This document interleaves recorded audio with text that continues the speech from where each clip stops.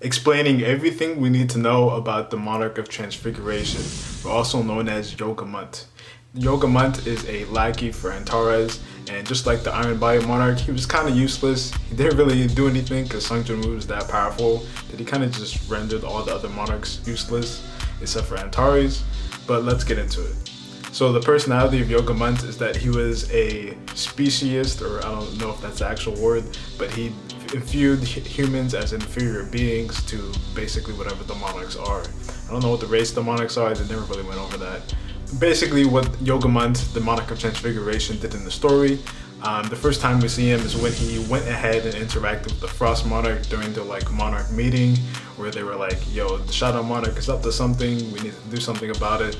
But he was one of the ones that stayed behind and wanted to wait for Antares' support, because they know from the past, the ruler war, that going up against the Shadow Monarch without Antares is kind of foolish. So he was the one that waited instead. So the Frost Monarch, even though he went ahead and tried to figure out if the Frost Monarch would wait as well, so he went ahead and had a secret meeting with him.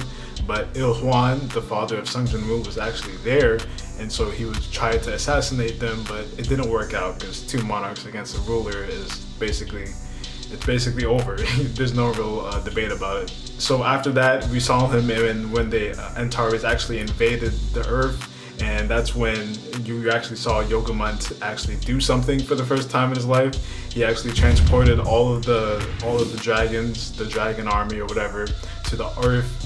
And then that's kind of all he did, because Sung Jin-woo basically rendered him useless because he used Dragon Sphere.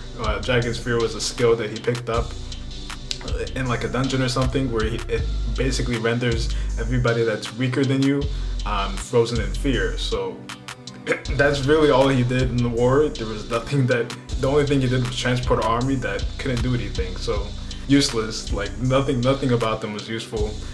Just like the Iron Body Monarch, they were there for a couple panels, and then Sung Jin-woo just basically made them useless. The skills that he had, just like all the other monarchs, he probably had superhuman strength, he probably had spiritual body manifestation, and he probably had superhuman speed, but we never get to see anything because the main character was just too OP. Leave a comment in the comment section if you guys know a little bit more, or if you guys could theory craft what else he could have been able to do. I think that he was one of the monarchs that was able to make the telepathy between Antares and the Iron Body Monarch. I think he was the one that created that link so they can talk freely in their minds. But it doesn't really say in the manhwa, and it's not really specific about it. So let me know what you guys think about in the comments, and I'll see you guys in the next one. Please. Go.